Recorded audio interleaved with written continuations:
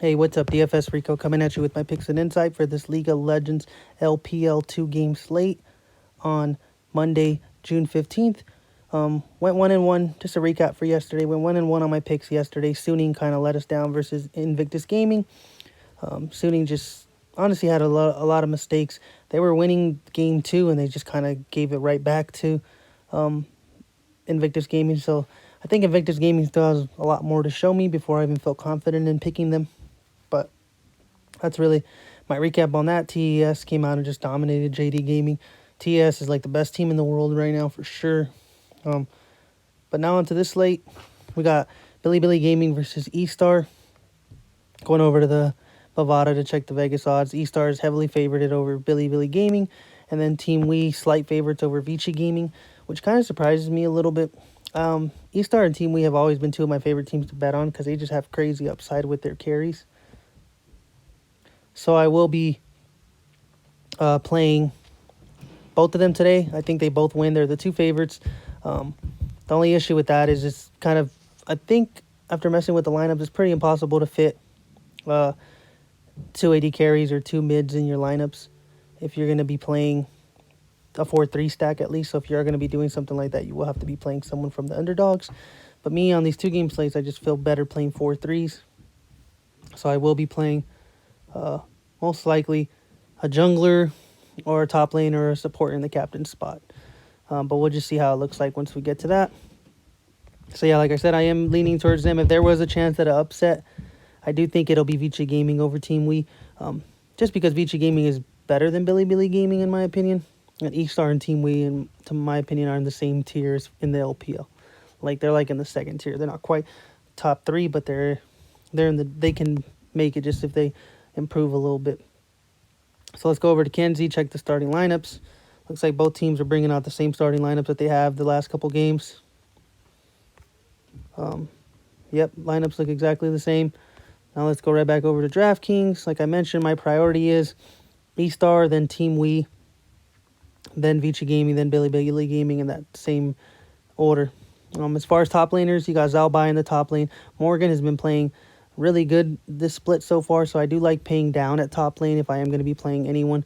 They finally updated the stats on DraftKings for this split. You got 6.3 kills per game, 21.3 assists, which is solid.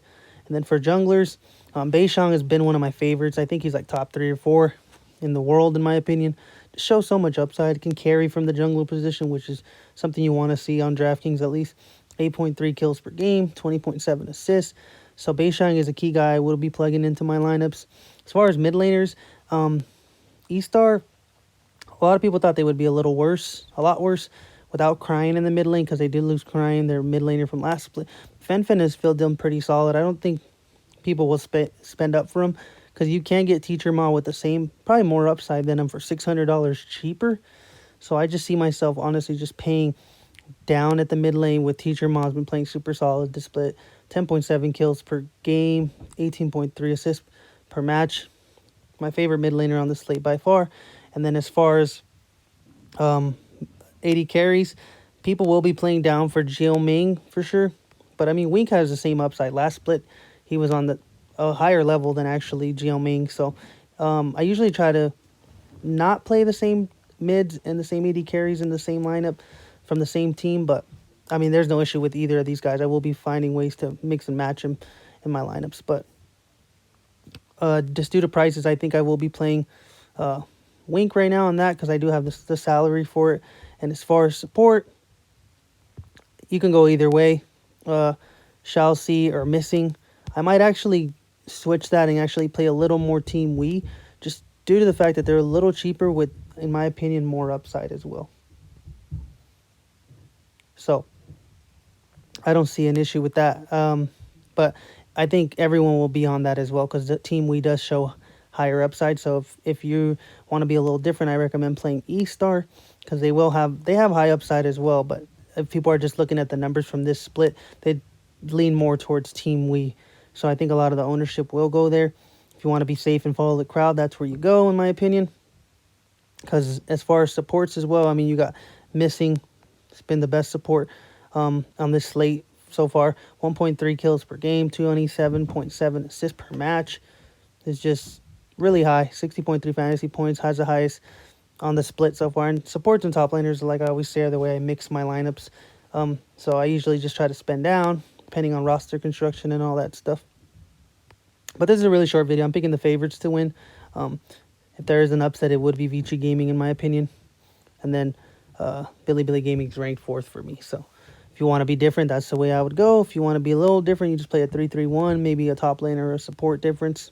But I will be playing a 4-3 stack, probably just with Team Wii and E-Star. And sometime this week, I think it's Wednesday, we will be having the LCK and LPL slate. So the slates will be a lot funner with four games going on.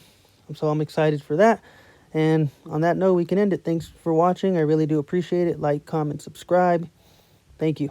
Let's have some success tonight.